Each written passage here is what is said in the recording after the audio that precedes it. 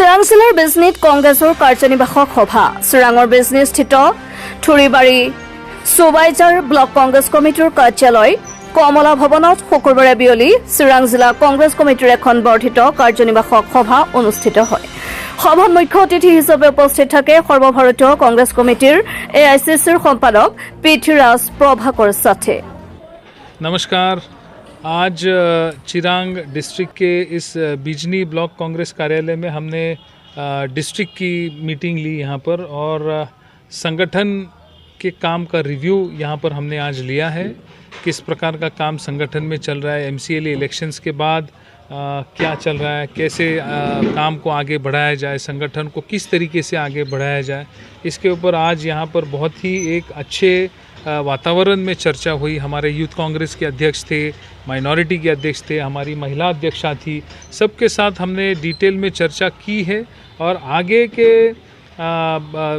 आने वाले चुनाव के लिए किस प्रकार के संगठन की रणनीति होनी चाहिए, किस प्रकार हर फ्रंटल और हर डिपार्टमेंट के चेयरमैन ने काम करना चाहिए, इसके ऊपर आज बहुत ही डिटेल में विस्तार से यहाँ पर हमने आज चर्चा की है।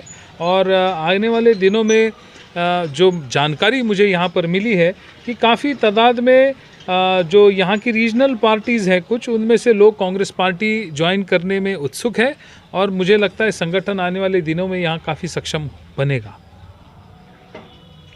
जनवरी महीने का पॉलिसी क्या होगी? देखिए, जैसे अभी आपने देखा होगा कि पिछले 20 सालों से कांग्रेस पार्टी ने यहाँ पे अपने उम्मीदवार नहीं दिए थे, तो लोकसभा में भी कांग्रेस पार्टी ने अपना उम्मीदवार यहाँ पर दिया।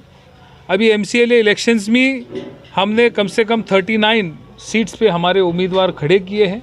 तो इसका साफ ये कांग्रेस पार्टी की यहाँ पर रणनीति अभी बनती जा रही है कि हम अपने बलबूते पे यहाँ पर संगठन को खड़ा करेंगे।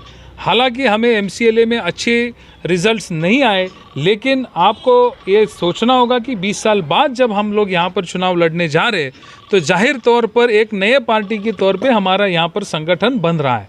और आने वाले विधानसभा चुनाव में भी मैं अभी कहना चाहूँगा कि आज की तारीख में तो ऐसा कुछ भी नहीं कि हम किसी के साथ अलायंस करेंगे नहीं करेंगे। आज तो मैं यही कहूँगा कि आज जो प्लानिंग हम लोग कर रहे हैं वो तो अकेले लड़ने की ही कर रहे हैं।